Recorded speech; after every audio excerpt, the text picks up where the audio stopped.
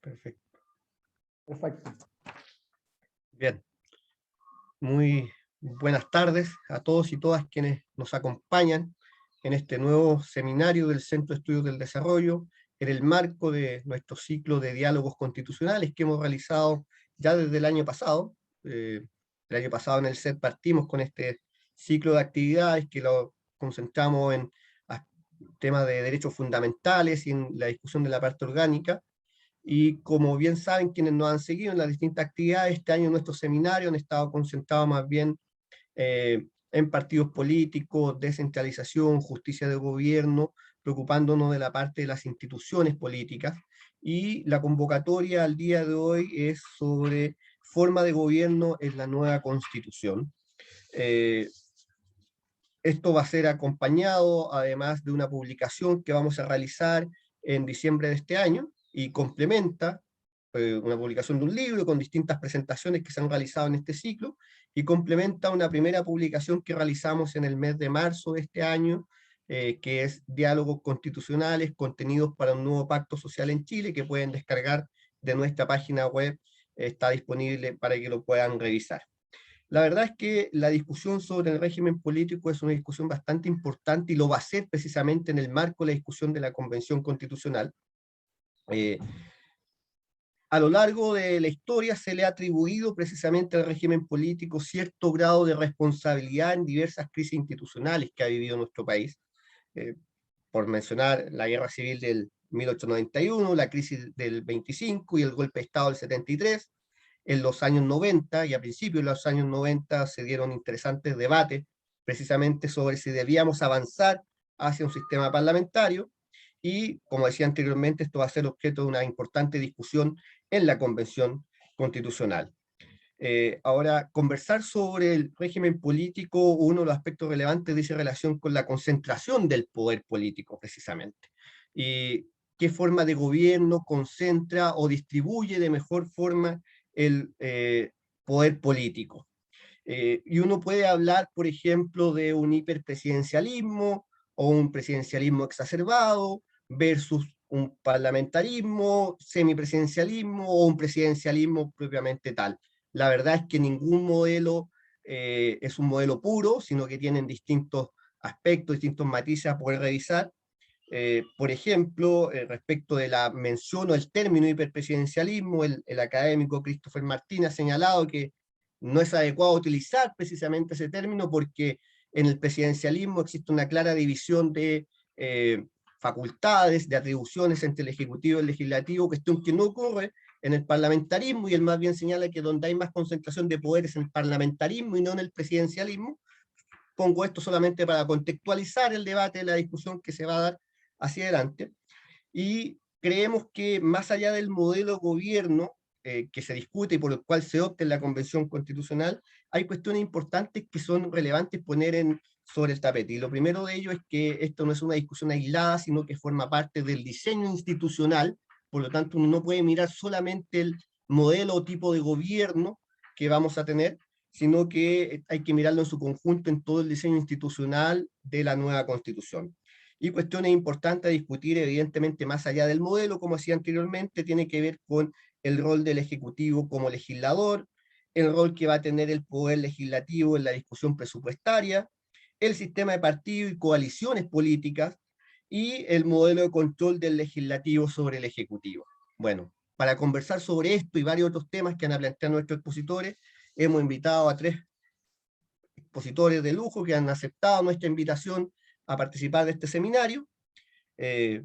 Felipe Arboe, que es constituyente del Distrito 19, es abogado, constituyente, como decía, por el Distrito 19, y voy a mencionar las comunas que lo hemos hecho con todos los constituyentes porque nos parece importante dado el nivel de representatividad poder señalarlo.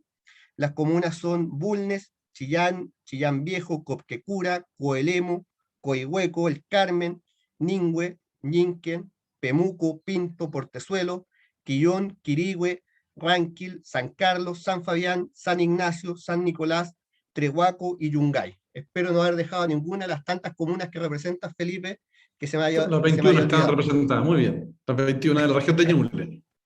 Así es, la nueva región de Ñuble, además. Muchas gracias. Bueno, Felipe Arboe fue senador de la República, también diputado, ex subsecretario de Carabineros y ex subsecretario de Interior. Así que muchas gracias, Felipe, por haber aceptado esta invitación para el día de hoy. También nos acompaña Claudia Sarmiento, quien es abogada, máster en teoría legal, es profesora de Derecho Constitucional en la Universidad Alberto Hurtado y codirectora del Diplomado en Estrategia para la Gestión de la Diversidad e Inclusión de la Universidad Adolfo Ibáñez, y además es integrante del directorio del Centro de Estudios del Desarrollo, Nuestra Casa, así que está jugando de local hoy día Claudia Sarmiento con nosotros. Y también nos acompaña Claudio Alvarado, quien es abogado, magíster en Derecho Constitucional, es profesor de Derecho Constitucional de la Universidad Católica y además es director ejecutivo del Instituto de Estudios de la Sociedad. Muchas gracias nuevamente a los tres por habernos acompañado, por aceptar esta invitación. Y sin más preámbulo que esto, le doy la palabra a Felipe Arboe para que comience su presentación.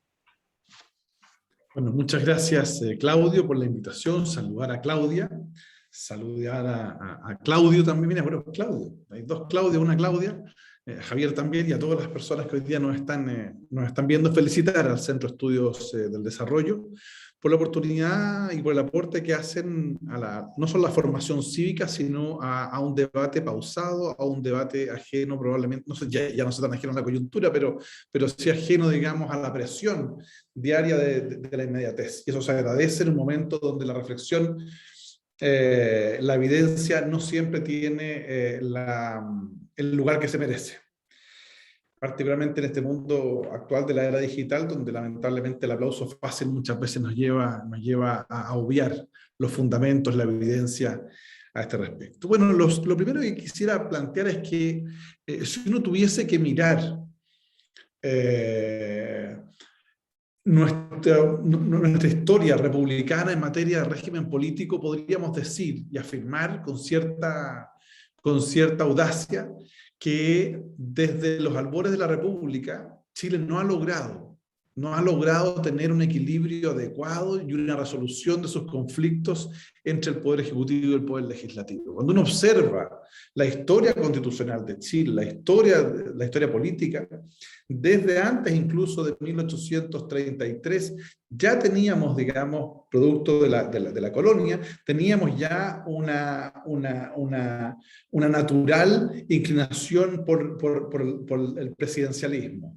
El historiador y premio Nobel de Economía, Douglas North, nos recuerda permanentemente que los modelos institucionales de Latinoamérica en general fueron tomados de la Constitución de Estados Unidos, ¿no es cierto?, del siglo XVIII. En consecuencia, y nos advierte de la inconveniencia o lo inadecuado que fue ese modelo a adoptar, dado nuestras diferencias culturales, económicas, institucionales, sociales. En consecuencia, creo que a pesar de que hemos ido cambiando en algún tipo de nuestro origen, digamos, casi norteamericano en esta materia, creo que hemos tenido un problema lamentable que nos ha ido acompañando a lo largo de la historia.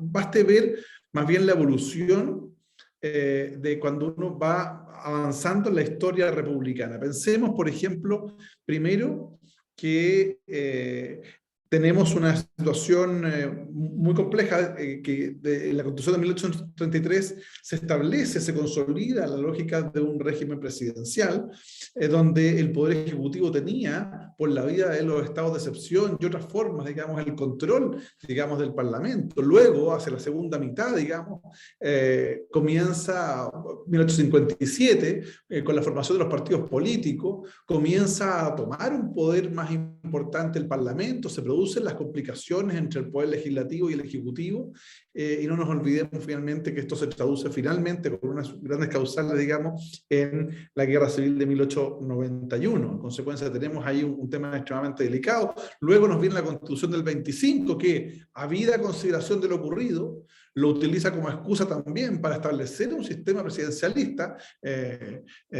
Principalmente pensemos en Alessandri y posteriormente Ibáñez, digamos, en una lógica mucho más presidencialista, que se consagra en 1925 y se mantiene.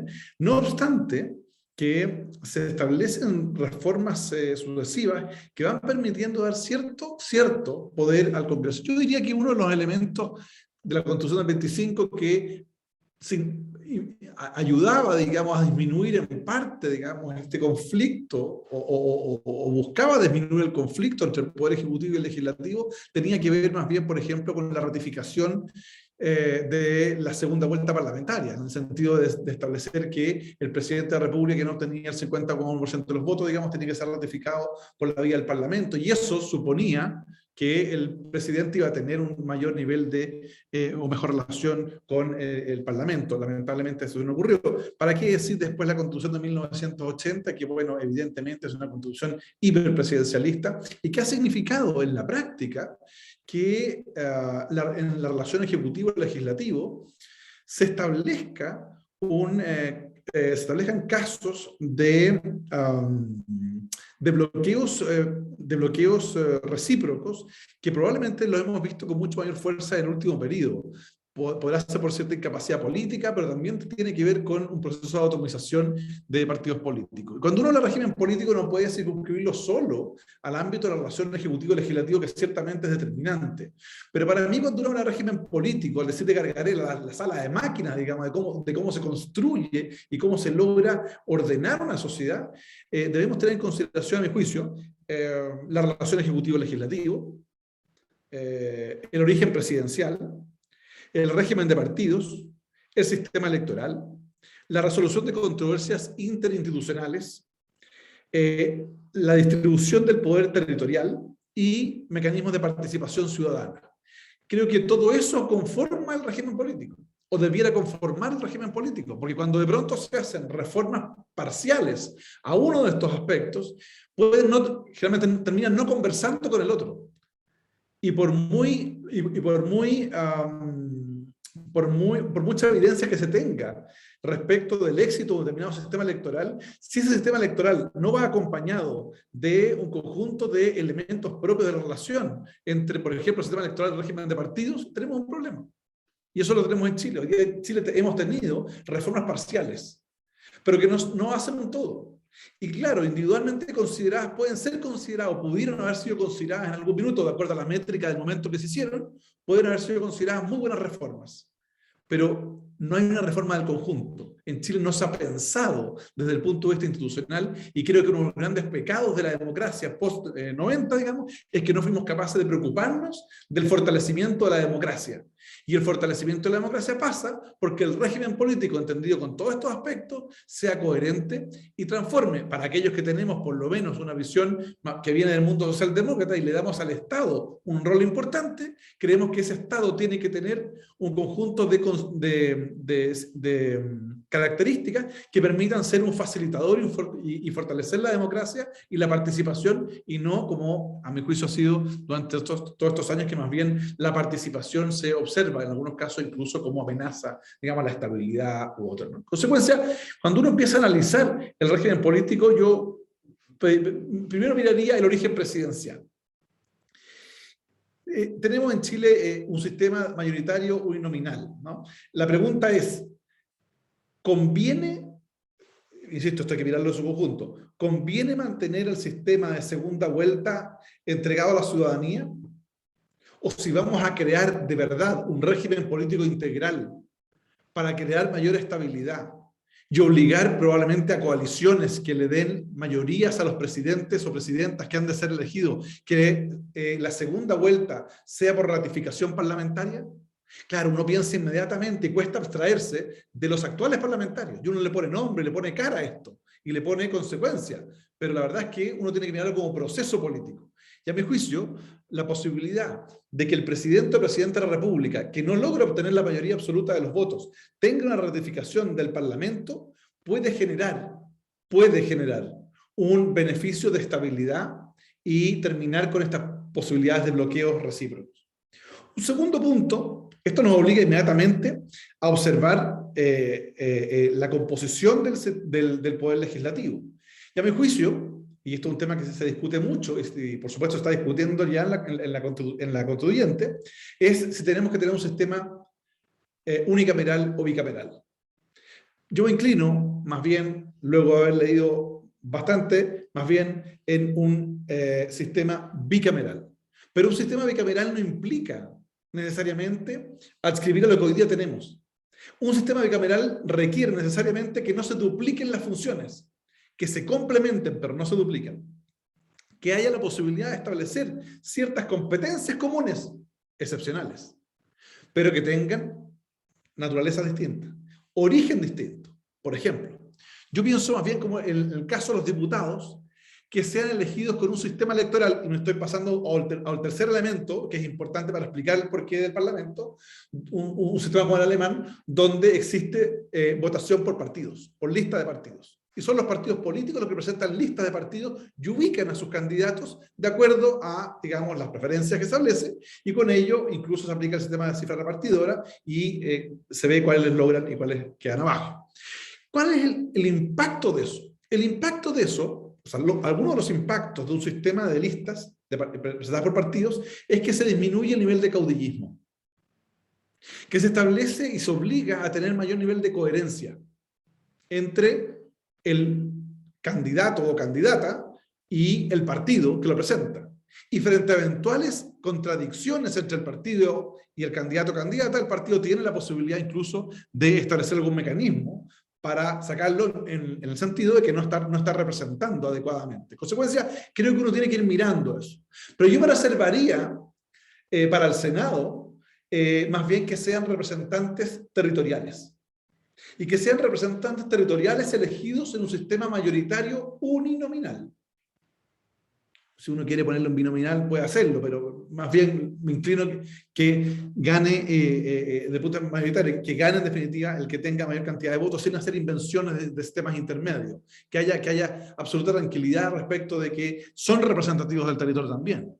Con eso, uno puede establecer un sistema legislativo que corre por carriles separados su origen, no hay competencias necesariamente entre unos y otros desde el punto de vista electoral, divide las facultades y establece la posibilidad de que el Ejecutivo pueda negociar con los presidentes de partido, lo cual reduce inmediatamente el problema que tenemos hoy día, que hay que negociar con 155 diputados y con 43 senadores. En consecuencia, se crea la posibilidad de tener una relación más armónica entre unos y otros. Y las mayorías que se pueden comprometer son mayorías que tienen mayor nivel de estabilidad y, para decirlo de una forma coloquial, el presidente o presidenta de la República, cuando negocia con un partido político, puede tener la seguridad de que aquellos que representan a ese partido político en la Cámara de Diputados van a votar tal como dijo el presidente de partido, y no como ocurre hoy día, que muchas veces los presidentes de partido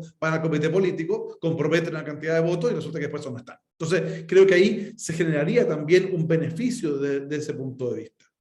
Desde el punto de vista de la relación ejecutivo-legislativo, la pregunta es, ¿cómo hacemos un sistema de contrapesos reales? Evidentemente creo que hay un conjunto de nominaciones que debieran pasar por el Parlamento, pero no pasar por la Cámara de Diputados, sino pasar por este nuevo Senado, ¿no? Que el Senado se consolide como el órgano colegislador que principalmente establece las nominaciones en conjunto con el Ejecutivo. Y eso lo va separando de la Cámara de Diputados, que en el último tiempo se le incorporaron algunas atribuciones para nombrar algún tipo de representante, solo por poder corporativo. Luego, en el Congreso yo mantendría, y aquí voy a ir a un punto que puede ser de detalle, pero creo que es relevante para los efectos del régimen político, yo mantendría las potestades del presidente de la República para manejar las iniciativas que roben gasto. No obstante, crearía una comisión técnica de evaluación presupuestaria integrada por economistas designados por los partidos políticos con representación parlamentaria, que dentro de sus obligaciones estuviera a hacer una evaluación técnica del presupuesto presentado por el Ejecutivo, para que no exista esta orfandad, donde hoy día los parlamentarios más bien votan, si son oficialistas, por los que, con las minutas que le entrega el gobierno, y si son de oposición, más bien o votan por intuición o por lo que le toca a su determinado distrito. Y no hay una coherencia al punto de vista de la visión presupuestaria. Pero avanzaría un poco más allá. Permitiría incluso que los parlamentarios pudiesen, en el marco de la discusión presupuestaria, exigir redistribuciones dentro del presupuesto. Esto obligaría a los parlamentarios primero a estudiar los presupuestos, porque obviamente van a intentar redistribuir para aquellos puntos en que ellos consideren que son más relevantes, pero además obligaría al Ejecutivo a no presentar permanentemente planes o programas que el propio Ejecutivo, a través de la edición de presupuesto, ha hecho una mala evaluación técnica. En consecuencia, habría ahí, creo yo, un elemento importante de redistribución que permitiría generar algún tipo de relación. Dicho lo anterior, entonces, también debiera incorporarse entre las potestades la revocación del mandato presidencial. No necesariamente a través de un mecanismo de acusación constitucional, sino a través de un mecanismo distinto. Que tenga que tener, evidentemente, a lo menos 2/3 del Parlamento para poder concretarlo con causales taxativas y específicas. Es decir, un verdadero juicio político. Luego, dicho eso, creo que es relevante entender también la posibilidad en materia de partidos políticos, que tengamos partidos políticos fuertes. Es decir, partidos políticos que tengan, primero, para su nacimiento, tengan un conjunto de exigencias desde el punto de vista de las firmas, desde el punto de vista de su representación, desde el punto de vista de sus programas y sus compromisos. Ese sistema de partidos es para evitar que, como hoy día, que se forman partidos que son verdaderas pequeñas empresas, verdaderas pymes, que tienen por objetivo lograr el financiamiento público y desde ahí tratar de armar un determinado tipo de plataforma electoral para tener algún tipo de representación y tener algún grado de influencia. Establecería mecanismos de transparencia activa obligatorios, establecería mecanismos de democracia interna obligatorios, no independientes por partido. Es decir, que todos los partidos políticos tengan un sistema de democracia interna exactamente igual, si quieren ser partidos políticos, si quieren tener financiamiento público y si quieren participar de la designación de listas de candidatos para las elecciones. Es decir, establecer un régimen de partidos donde efectivamente exista democracia interna y no haya uno o dos caudillos que por la vía del clientelismo o por la vía de la amenaza establezcan y se hagan dueños de los partidos políticos, transformándolo en pequeñas empresas, digamos, con mecanismos de financiamiento y además de democracias internas bastante complejas. Y por eso creo que frente a determinado tipo de conflictos internos, incluso le daría competencia a un órgano externo, léase el servicio electoral, por ejemplo, para resolver algún tipo de controversia interna, porque generalmente cuando hay un caudillo que maneja una mayoría parlamentaria, no solo maneja la mayoría de sus candidatos, la mayoría de la directiva, sino adicionalmente del Tribunal Supremo, que es el órgano naturalmente encargado de resolver las controversias. En consecuencia, tendría por ese lado. 5 minutos. Estoy terminando. Luego, ya dije sistema electoral, luego creo que es importante en este cuadro de régimen político también tener un sistema de resolución de controversias institucionales. Creo que hoy día nuestra Constitución, que muchos se critican en su origen, la criticamos en su origen, pero también es una Constitución de mala factura. Veamos lo que ocurre, por ejemplo, en la controversia entre la Contraloría de la República y la Corte Suprema. Se mete al Senado de por medio. Me tocó resolver una de las controversias. Lo que quiero decir es que la calidad de la información, la capacidad real de resolver una controversia es bastante baja. Entonces creo que aquí también hay que hacerse cargo de cómo somos capaces nosotros de crear un mecanismo de resolución de controversias. Eso implica reestudiar el rol de la Corte Suprema de Justicia, reestudiar para algunos la existencia, para otros las atribuciones del Tribunal Constitucional y para otros también el rol del Parlamento en esta resolución de controversias. Creo que es muy importante. En su oportunidad, alguien habló por ahí de reeditar lo que fue antaño el Consejo de Estado. Yo creo que ya es una creación ya bastante superada, digamos, pero probablemente vamos a tener que tener un mecanismo en ese punto. Luego, en materia de participación, no es posible concebir régimen político sin aumentar la participación ciudadana. La participación ciudadana no puede dejarse solo para el sistema de elecciones de autoridades. Eso es el piso de la conversación, que probablemente también la discusión va a estar entre el voto voluntario o el voto obligatorio. Yo me inclino por lo segundo, no obstante que entiendo que cuando se establece que es un derecho, bueno, los derechos pueden ejercerse voluntariamente, pero creo que, dada nuestra idiosincrasia, creo que todavía, por lo menos por un tiempo, deberíamos tener, así como las cuotas, también un voto obligatorio para efecto de motivar la participación ciudadana y legitimar, digamos, el proceso político. Pero aquí deberíamos considerar en materia de participación algunos elementos tales como iniciativas iniciativa popular de ley. Creo que deberíamos incorporar un elemento que sea un elemento de riesgo también para los partidos. Porque si vamos a crear partidos fuertes, pero por alguna razón no están siendo representativos los ciudadanos, que los ciudadanos puedan organizarse y presentar alguna iniciativa popular de ley. Mandato revocatorio con un alto nivel de firmas respecto particularmente de los senadores. ¿Y por qué digo los senadores?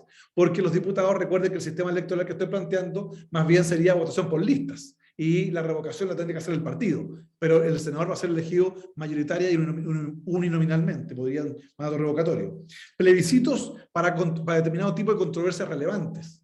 O sea, no es posible que Chile haya decidido por una mayoría parlamentaria, y lo que es peor, por una mayoría circunstancial del Tribunal Constitucional, la forma en que quedó redactada la ley de interrupción del embarazo entre causales. Creo que hay temas globales, hay temas nacionales que deben ser sometidos a consideración de los ciudadanos para que tengan más legitimidad. Y con esto cierro. Creo que también participación ciudadana tiene que estar en el ámbito local. Y aquí pongo el último elemento que tenía dentro de lo que yo considero el régimen político integral, que es la distribución del poder en el territorio. Chile necesita distribuir poder en el territorio y vamos a tener que pensar, si no, yo no estoy planteando un Estado federado, pero sí estoy planteando un Estado abiertamente descentralizado, donde las regiones puedan tener planes y modelos de desarrollo, donde haya competencias desde el punto de vista de la resolución de sus problemas locales, donde el Estado central y los mecanismos y los planes y programas de gobierno sean la excepción y los planes regionales y locales sean la regla general, y donde adicionalmente se traslade una parte importante del proceso de participación ciudadana a través de plebiscitos regionales o comunales para determinado tipo de planes de desarrollo. En consecuencia, porque la diferencia que tenemos entre Francia y España, donde culturas locales armaron un gran Estado, quedando las autonomías por un gran Estado, en Chile nuestra división es administrativa. Y por tanto lo que se requiere es asumir esa diferencia, pero entregarle competencias para poder tener mejor nivel de desarrollo. Y lo digo porque algunos criticaban la creación de la región de Ñuble. Y déjenme decirle, cuando uno ve hoy día las cifras, cuando fue posible advertir un conjunto de problemas prácticos, de estadísticos que no existían cuando era parte de la región del Biobío, hoy es posible focalizar con mucha mayor eficiencia recursos.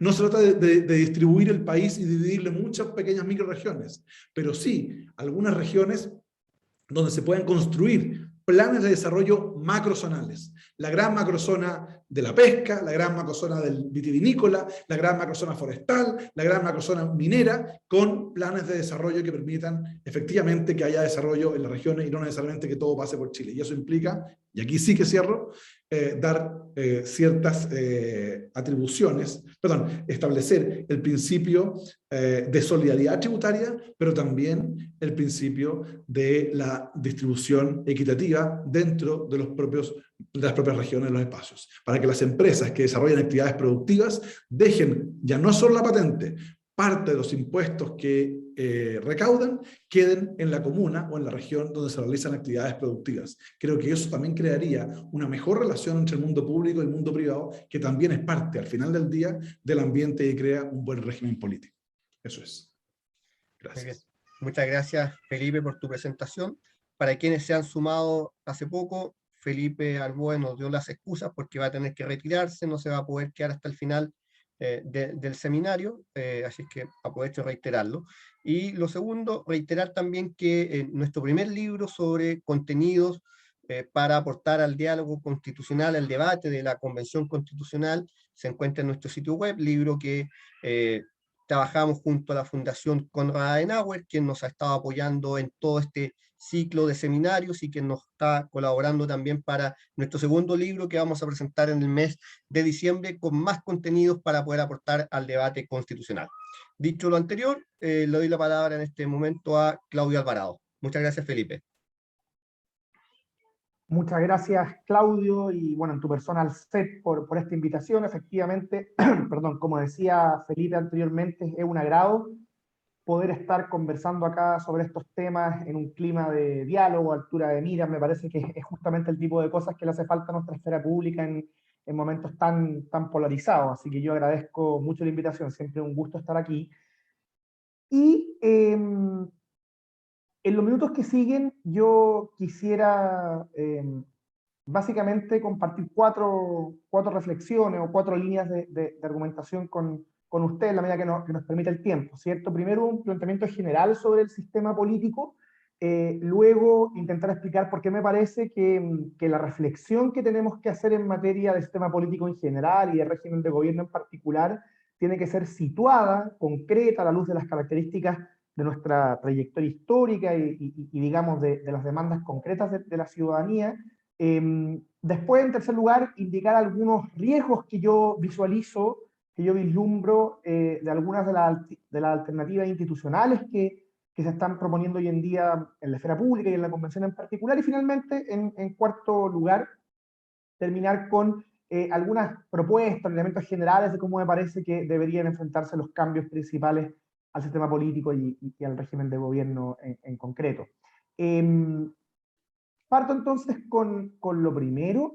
A mí me parece que el sistema político en general tenemos que pensarlo a partir de una serie de bienes o de lineamientos, de principios, varios de los cuales ya los señaló Felipe, ¿cierto? Yo en este punto, en el primer punto de mi presentación, me estoy basando básicamente en un documento que publicamos la semana anterior, algunos centros de estudio, lo publicamos desde el IES en conjunto con Idea País, con Horizontal y con un grupo de académicos que hemos venido reflexionando en torno a este tema, y nos parece que en concreto el sistema político hay que pensarlo de la perspectiva de una más y mejor democracia, de fortalecer nuestro régimen democrático, y eso exige que la nueva constitución exprese de partida un profundo compromiso justamente con el carácter republicano y democrático del sistema político, con la democracia representativa, sin perjuicio de incluir de manera complementaria algunos mecanismos de democracia directa. Por supuesto, tiene que haber un compromiso con el Estado de Derecho, con el principio de separación de funciones en diferentes órganos, sujetos naturalmente a controles y contrapesos recíprocos. Tiene que haber un compromiso del nuevo texto constitucional con la alternancia en el poder y con el límite del periodo de las autoridades electas, un compromiso con la independencia judicial, con algunos bienes y libertades fundamentales, ¿cierto? Con la libertad de expresión, con la libertad de prensa, todas aquellas libertades que permiten un debate público abierto. Y por supuesto tiene que haber un compromiso del sistema político con el reconocimiento y garantía de los derechos y libertades fundamentales en términos generales. Todo esto de la perspectiva que el propósito principal de un texto constitucional es organizar, limitar y distribuir el poder político con vistas a justamente limitar este poder, pero también a que sea eficaz, a que pueda canalizar adecuadamente las demandas ciudadanas. Este punto a nosotros, y a mí en particular, por supuesto, no me parece trivial porque parte del malestar social subyacente a la crisis política y social en la que estamos inmersos tiene que ver con un sistema político incapaz de procesar, de canalizar a tiempo las demandas ciudadanas. Y en ese contexto, el tema de este seminario es muy pertinente, ¿cierto? Porque urge terminar con la dinámica conflictiva, con el bloqueo entre el Ejecutivo y el Congreso mediante modificaciones institucionales que ayuden a dar respuestas eficaces ante las demandas sociales, ante las demandas ciudadanas. Desde ese ángulo, me parece que es fundamental buscar mayor cooperación entre Ejecutivo y Congreso, también fortalecer obviamente tanto la función ejecutiva como la responsabilidad del Congreso en la misma, defender el bicameralismo. Voy a volver sobre esto después, porque al igual que Felipe considero importante el bicameralismo. También creo que hay una cuestión clave sobre la que también volveré después en torno a reformar el sistema electoral con el que elegimos a nuestros parlamentarios. Y en fin, una serie de mecanismos, de insumos, de instituciones que nos ayuden a fortalecer nuestra democracia representativa. Todo esto con vistas a que a su vez exista ojalá mayor gobernabilidad en el país, mayor eficacia del sistema político, logremos revitalizar la regla de la mayoría, pero al mismo tiempo recordar que la deliberación democrática también supone ciertos límites, cierto respeto a las minorías. Todo esto que estoy diciendo yo sé que parece bien elemental y bien general, pero creo que son algunos principios esenciales que tiene que tener el sistema político que se diseñe en la nueva constitución que la convención proponga al país. Y son principios que además, en la medida que se subrayen debidamente, permiten puntos de encuentro de manera transversal a lo largo y ancho del espectro político. Creo que los primeros 3 meses de la convención en este respecto, digamos, a propósito de este primer punto, este planteamiento general, han dejado de dulce y a grasa, han habido noticias positivas sin duda, pero también cuestiones como el negacionismo resultan ciertamente muy preocupantes y es de esperar que no se persevere en esas lógicas. Desde este ángulo, desde este planteamiento, digo, general sobre el sistema político, yo quisiera transitar al segundo punto, la necesidad de una reflexión situada respecto de qué hacemos con nuestro régimen de gobierno. Y sobre este segundo punto, hay una primera cuestión que decir, y es que Felipe tiene razón en que aquí tenemos un problema de larga data, ¿cierto? Lo recordaba también José Luis Sea, el expresidente del Tribunal Constitucional, en una entrevista a comienzos de este año, donde él decía, esto lo cito textual: vea usted la debilidad del gobierno actual. Tengo la impresión de que el régimen político en Chile nunca ha logrado consolidarse definitivamente. Cierro ahí la cita, con la cual José Luis Sea recordaba y ponía en perspectiva histórica el desafío institucional que enfrenta el proceso constituyente en curso. Y me parece que es importante tener a la vista esa perspectiva histórica a la hora de desarrollar la reflexión en concreto, la reflexión situada que tiene que llevar adelante la convención. Y yo quisiera enfatizar el segundo punto porque siempre nos puede aportar la experiencia comparada, los desafíos y los modos de enfrentarlo de parte de otros países, pero me parece que aquí es fundamental que la reflexión en torno al régimen de gobierno sea muy cara a cara con la crisis que ha explotado en el país. En ese sentido, la experiencia comparada puede iluminar, puede aportar más o menos según el caso, pero para decirlo derechamente, aquí no basta implantar tal o cual esquema extranjero para asegurar un buen funcionamiento. Hay culturas institucionales, hay prácticas políticas que están más o menos arraigadas en la población, que son importantes de tener a la vista. Y me parece que es muy importante que a la hora de pensar este problema, el que nos convoca en este seminario, nosotros seamos conscientes de eso. Me parece que hay distintas maneras de aproximarse al punto. Una manera un poco más entretenida que lo que habitualmente sugerimos los abogados es la serie Borgen, en la cual me parece que queda muy claro que el régimen parlamentario requiere cierta cultura institucional, ciertas prácticas políticas que no surgen de la nada. De hecho, en la serie es bien notable porque muestra cómo incluso en lugares como Copenhague es muy difícil articular coaliciones mayoritarias después de realizar las elecciones. De hecho, tal como en tantas cosas, aquí la realidad supera a la ficción, digamos. Los recientes casos italiano, español, belga confirman que los arreglos diferentes al presidencialismo distan de tener aseguradas las mayorías parlamentarias. No es que por cambiar el sistema político automáticamente vamos a tener un fin del bloqueo. Y por eso me parece que es importante que nuestra reflexión sea situada, siempre buscando obviamente aprender de las experiencias extranjeras exitosas, pero recordando que hay temas de idiosincrasia, de trayectoria histórica, de cultura institucional, que no pueden surgir de la nada o de un día para otro. ¿Y por qué digo esto? Porque me parece que en este ámbito, la reflexión de la convención tiene que partir por hacerse cargo de aquello que los chilenos típicamente esperan de sus gobernantes. En abstracto, en teoría, las diversas formas de gobierno presentan fortalezas y debilidades. Pero la búsqueda de alternativas para destrabar el conflicto concreto que hay en Chile entre el Ejecutivo y el Legislativo, me parece, como he insistido, que tiene que ser concreta, o sea, responder a las características singulares, peculiares de nuestro país. Y en ese sentido, a mí me parece que un cambio del régimen político como el que a veces se ha planteado de transitar derechamente a un parlamentarismo o a un híbrido semipresidencial, podría terminar siendo un remedio peor que la enfermedad, pero no dicho esto en abstracto, sino no por una afición abstracta respecto al presidencialismo, sino por una preocupación concreta respecto a la naturaleza concreta, valga la redundancia, de la crisis que explotó en octubre del 2019. Me explico. Si hay algo que hoy día distingue a la sociedad chilena es una profunda desconfianza respecto de las élites y en particular respecto de los senadores, los diputados, los dirigentes de partido del color que sean. Por eso se ha dicho tanto que uno de los desafíos de la convención es intentar acercar la política a la ciudadanía. Pero es justamente en ese contexto que yo me pregunto si es realmente razonable pensar en terminar con la fórmula presidencial como régimen. No niego que hay que hacer ciertos ajustes, de hecho al final voy a terminar sugiriendo algunas líneas de modificación institucional, pero otra cosa distinta en pensar que se puede de manera saludable cambiar el régimen político. A mí me parece que sustraer del voto popular la elección de la principal autoridad del país, tal y como se entiende la la función, el papel del presidente de la República puede ser muy dañino desde el punto de vista de acercar la política a la ciudadanía. ¿Para qué decir? En el caso particular del sistema semipresidencial, cualquiera sea su formato específico. ¿Cómo sería eso en concreto? ¿Conviene pensar en un jefe de Estado electo por millones de votos sin las atribuciones propias del presidente, tal como lo entienden las personas? A mí me parece que estas preguntas, que son a veces relativamente impopulares en las élites académicas o incluso en las élites políticas últimamente, son fundamentales. Basta tener a la vista, por ejemplo, el fundado escepticismo, el recelo, la crítica que genera el reemplazo de una vacante en el Congreso por parte de las cúpulas partidarias, cuando se produce una vacante parlamentaria, valga la redundancia. O sea, dicho en simple, si algo caracterizó la dimensión pacífica de la protesta que explotó en octubre y noviembre del 2019, fue la crítica transversal a la dirigencia política.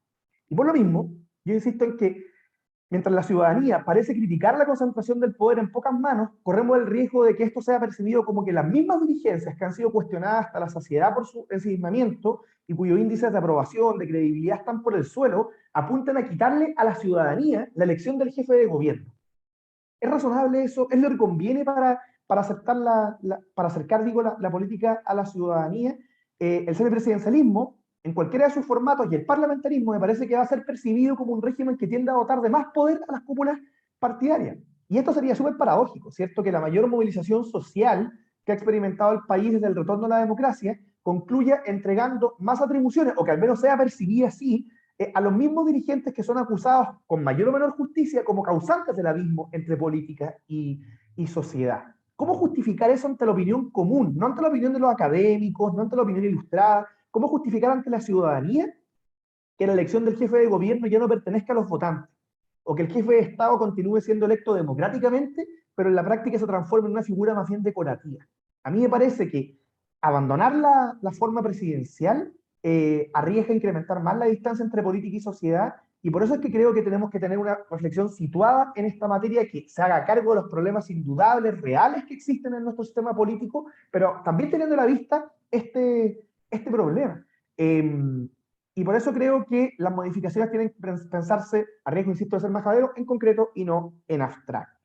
Con esto paso al tercer punto de mi presentación, y que tiene que ver con lo siguiente. A la luz de los dos primeros planteamientos que yo he realizado hasta ahora, o sea, del marco general con el que concibo el sistema político y en particular la necesidad de una reflexión situada, yo creo que hay mucho riesgo en cierta articulación que viene promoviéndose de parte de quienes tienen el eje conductor de la convención, y particularmente en algunos convencionales relevantes del Frente Amplio, como lo que han planteado Fernando Atria o Jaime Baza.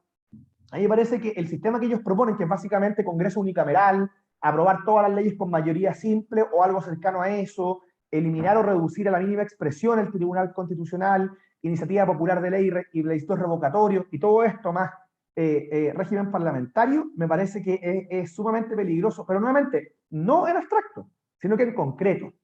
En abstracto, considerado de forma separada, todos y cada uno de estos planteamientos admiten argumentos que, según cómo se especifiquen en el detalle, pueden ser más o menos plausibles según el caso, pero el conjunto de la oferta, que no es una oferta académica, sino una oferta política concreta, una regla institucional para el Chile actual, me parece que representa un cóctel explosivo, que también podría terminar alejando más a la política de la ciudadanía. Algunos ejemplos, porque en virtud del tiempo no me alcanzo a detener en esto de manera, digamos, total o completa, pero, por ejemplo, los referéndums revocatorios. Los referéndums revocatorios pueden aumentar de manera muy grave nuestra inestabilidad política. En Perú, más de 5.000 autoridades fueron impugnadas entre 1997 y 2013, digo. Obviamente, hay que incorporar a la ciudadanía de manera más significativa en el proceso político, hay que ampliar los espacios de participación, pero no me parece que para disminuir la brecha entre la política y la ciudadanía, sobre todo una ciudadanía que está expectante de un sistema más eficaz, convenga incorporar este tipo de herramientas que además han sido criticadas por algunos de los expertos más reputados que tenemos en nuestro medio, como David Alman. Dicho sea de paso, hay otra alternativa en materia de participación ciudadana, como flexibilizar y ampliar los plebiscitos comunales vinculantes respecto a asuntos que impacten la vida cotidiana y donde realmente los ciudadanos perciban que se ejerce la voz y el voto para cuestiones que lo afectan directamente, me parece que ahí tendríamos una alternativa más eficaz si es por ese plano. Pero me parece que este cóctel que yo decía antes, cerrado esa paréntesis, es muy riesgoso. O sea, si uno piensa leyes de mayoría simple, más Congreso unicameral, más eliminar el TC, en principio da la impresión de que esto podría beneficiar la rapidez, la celeridad del trámite legislativo. Pero me parece que se pierde de vista, bueno, de partida los pesos y contrapesos mínimos.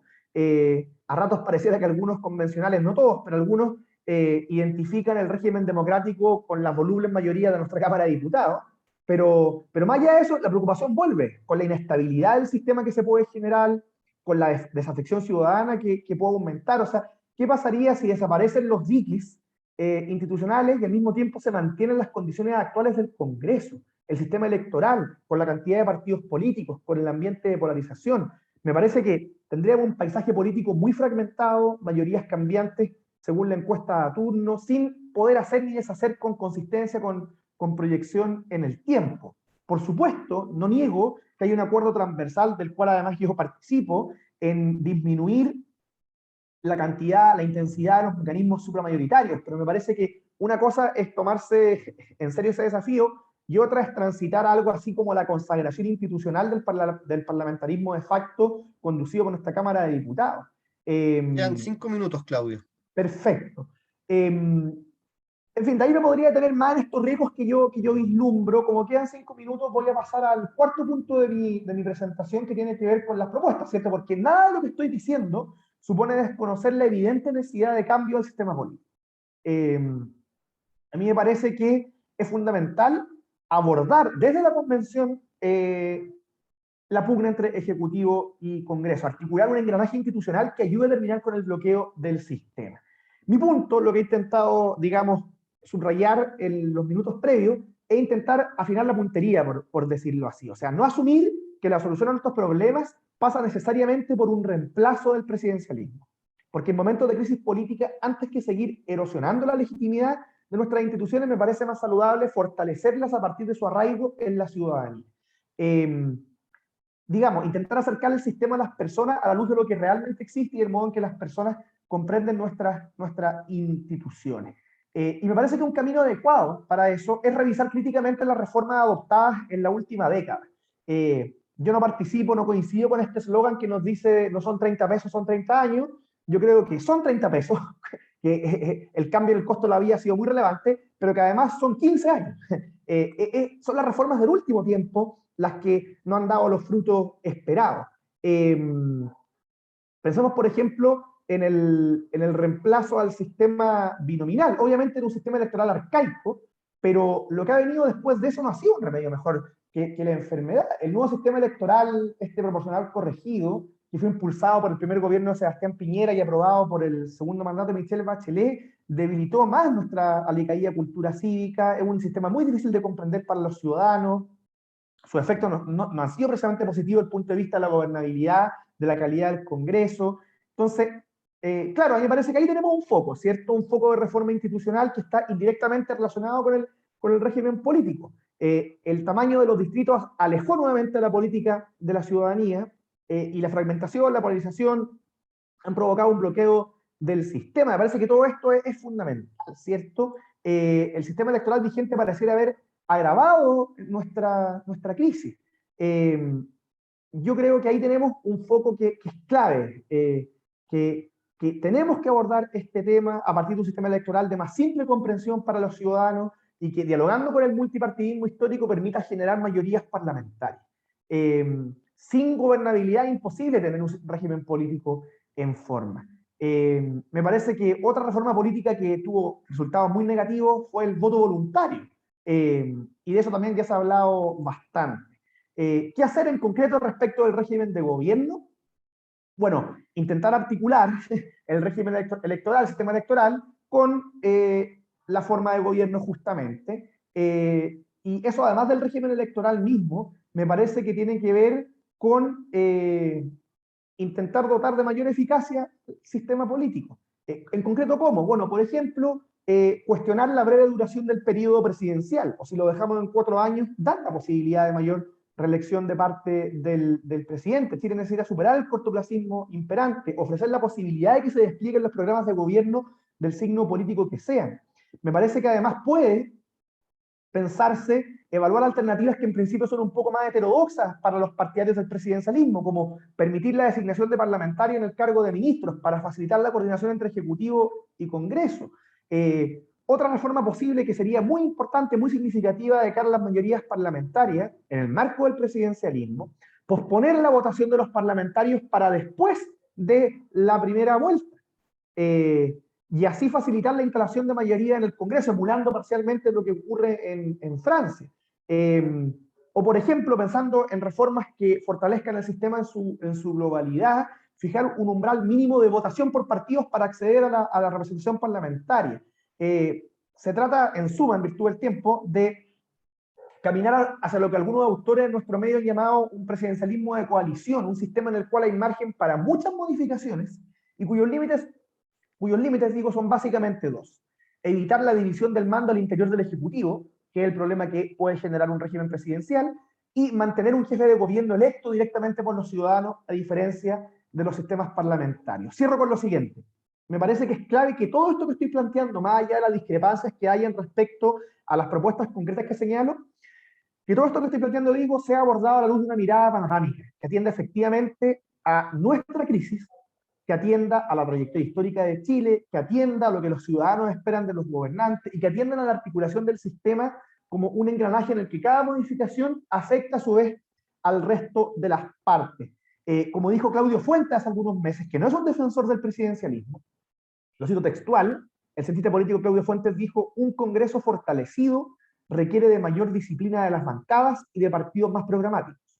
Y la experiencia de Chile muestra que al menos en la última década se han debilitado precisamente ambas condiciones. La reingeniería institucional no puede pensarse a la ligera.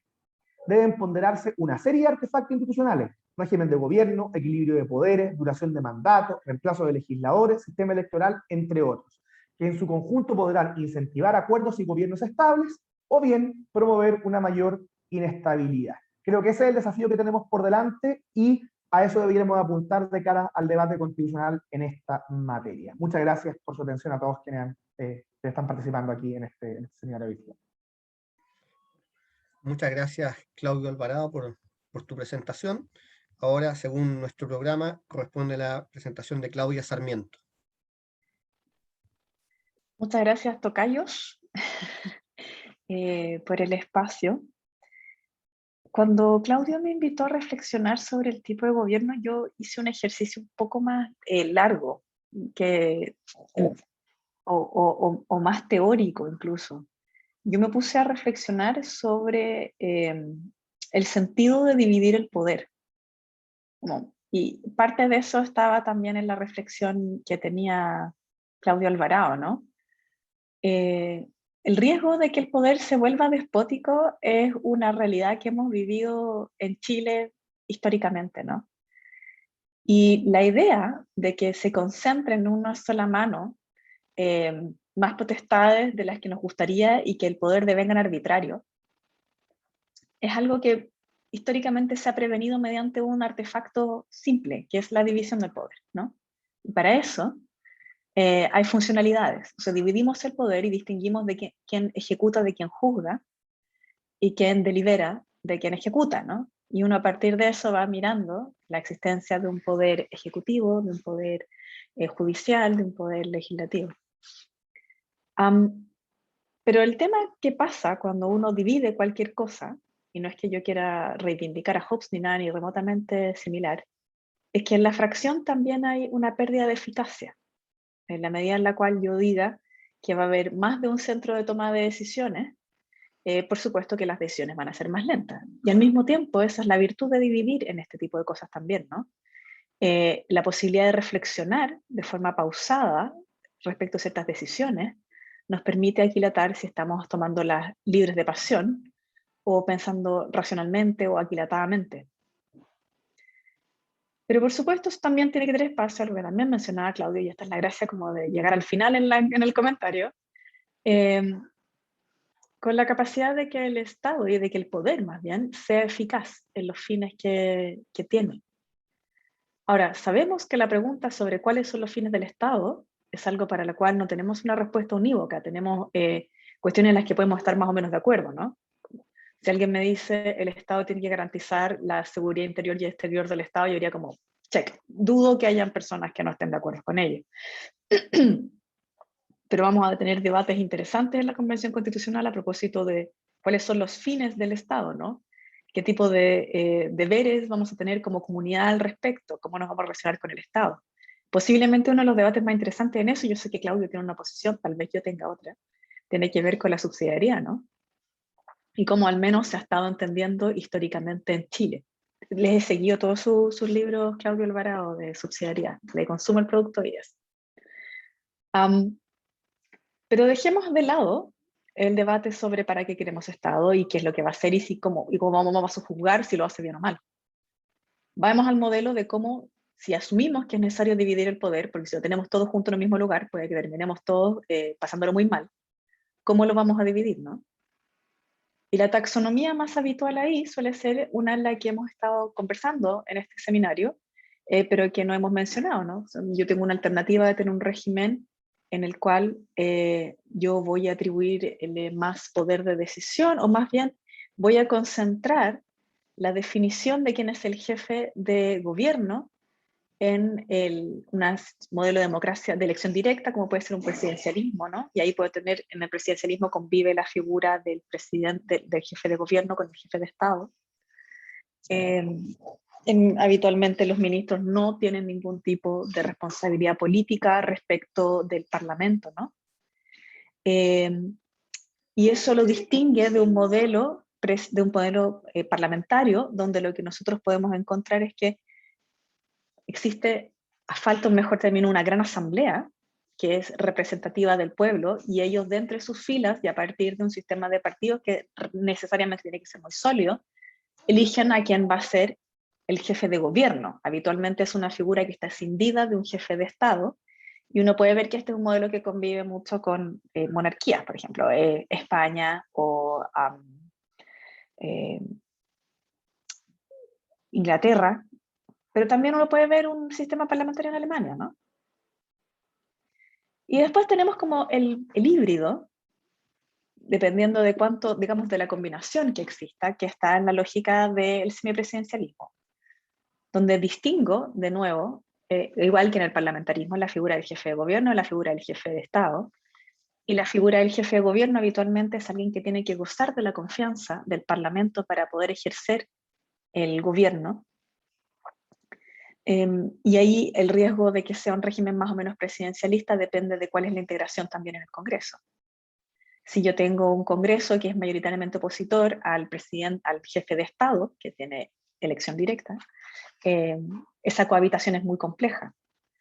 Pero si tengo una mayoría en el Congreso, lo más probable es que tenga como un póker completo, ¿no? Y esos son más o menos los esquemas en los que nos encontramos, que a propósito de la pregunta que hacían por Twitter, es solo una parte de la descripción. Está asociado, como bien decía Felipe, a qué tipo de modelo, a tipo de sistema de elecciones vamos a tener, qué tipo de partidos políticos vamos a tener, y también convive con los otros, con el Poder Judicial, el rol que el Poder Judicial puede jugar, el rol que tiene el Poder Judicial, por ejemplo, en un sistema presidencialista como el de Estados Unidos, es el de ser un gran arbitrador de ciertas diferencias políticas. Y incluso en nuestro país hemos visto que de alguna manera ha sido en el último tiempo el Tribunal Constitucional el que ha estado jugando ese rol, bien, mal o regular, nos guste o no nos guste, ¿no? Administrando aquellos espacios en los cuales hay un disenso relevante. No ha sido ese disenso resuelto en el Congreso, no ha sido ese disenso resuelto en la relación puramente entre el Poder Ejecutivo y el Congreso. Ha sido muchas veces el Tribunal Constitucional el que ha jugado ese rol. Otro factor relevante que vamos a tener que tener presente en la Comisión Constitucional es el tema de la forma de Estado, no de la forma de gobierno, ¿no? Que estaba presente en la pregunta de Twitter. ¿Cómo se arregla, cómo se convive con la forma de gobierno si tenemos un sistema federal? Si tenemos o mantenemos una regionalización distinta a la que tenemos ahora. Todas esas preguntas están abiertas y para nosotros, los que somos activos espectadores de la Convención Constitucional y que sabemos que van a discutirlo, La pregunta es entonces, ¿cómo se alcanza este equilibrio, situado, hago mía las palabras de Claudio Alvarado en eso, en nuestra realidad, entre tener un poder que nunca se vuelva despótico, que no concentre todo, y que al mismo tiempo tenga la capacidad de cumplir con aquellos fines para los cuales fue definido? Porque es una de las cosas que podemos ver que más daño le han hecho a nuestro sistema político y a la fe en la democracia tal vez, es la incapacidad del sistema de resolver los conflictos. Un buen ejemplo es el sistema de pensiones. La incapacidad del sistema político de ofrecer un sistema de pensiones alternativo tiene el sistema político siendo antropófago y destruyendo lo único que tenemos en este momento, pero no ofreciendo ningún tipo de solución alternativa. Y eso nos da cuenta de que evidentemente hay un problema en el sistema, en el orden a partir del cual se está ejerciendo el poder y se están tomando definiciones por parte de la clase política. Dicho lo anterior, yo creo que el modelo en el que estamos actualmente de presidencialismo es uno que es súper desequilibrado. Tenemos un sistema presidencial, no quiero decir hiperpresidencialista porque ya me retó una vez un panelista, pero está muy cerca, ¿no? Si no le quieren decir hiper, digámosle súper reforzado. Y antes de entrar a esta presentación, yo dije, bueno, a lo mejor Sarmiento le estoy poniendo un poco color, pero tal vez no es tanto lo que hace el presidente. Y dije, no, vamos a ver la Constitución del 80, ¿no? Vamos a verlo. Entonces, fui a ver el capítulo de presidente, fui a ver el capítulo de Congreso, y claro, uno piensa, bueno, miremos el 32, ¿no? Nuestro jefe de, perdón, el 24, jefe de gobierno, jefe de Estado, tiene la obligación de conducir digamos, las relaciones internacionales, de garantizar la seguridad, pero hace mucho más que eso, ¿no? La figura del presidente o de la presidenta es un ente colegislador, y ya vamos a ver digamos, el rol fundamental que juega en eso. Puede citar al Congreso previo, tiene la potestad reglamentaria autónoma, convoca plebiscitos si así lo estima pertinente, es quien declara los estados de excepción de constitucional, por supuesto bajo ciertas lógicas de acuerdo al Congreso, pero es quien define aquella materia. Nombra y remueve a las principales autoridades, ¿no? Ministros de Estado, subsecretarios, delegados presidenciales, antes gobernadores, ahora al menos eso está más, digamos, más desconcentrado en términos del poder y su ejercicio. Designa todo el cuerpo diplomático en el extranjero, nombra al Contralor General de la República, por supuesto con acuerdo del Senado, pero lo hace. Nombra y renueva, perdón, a los funcionarios de exclusiva confianza, a los magistrados superiores de justicia, ¿no? Como Corte Suprema, Corte de Apelaciones, Fiscal Nacional. Después, indultos, porque eso tiene como un tufo a monarquía, si me preguntan a mí. Y después de eso, comandantes en jefe, ¿no? Uno va y mira cuál es este rol de colegislador, ¿no? Porque una cosa es que llega al poder, tiene una impresionante capacidad de nombrar personas, y cualquiera que haya estado meridianamente cerca del poder político sabe que en el repartir cargos se juega buena parte de la amistad o animosidad dentro de una coalición política. Y después uno va y mira el rol de colegislador del presidente o la presidenta. Y en ese rol, ¿qué hace el presidente? Bueno, el presidente, para empezar, tiene iniciativa exclusiva en un montón de materias. ¿Qué significa que tenga iniciativa exclusiva? Que hay materias que no pueden debatirse o considerarse si el presidente no quiere. Entonces, si un presidente no quiere, por ejemplo, que se hable de impuestos, ya sea aumentarlos, suprimirlos, modificarlos de cierta característica, no tiene por qué hacerlo. Lo mismo sucede con el tamaño del Estado, en el sentido de que la generación de empleos públicos, la generación el aumento o la supresión de estos son de iniciativa exclusiva. Las finanzas públicas en general, contratar empréstitos o no, fijar o modificar remuneraciones, aquellas materias que tienen que ver con la seguridad social, curiosamente, aquellas que tienen que ver con negociación colectiva, en casos en los que se puede negociar.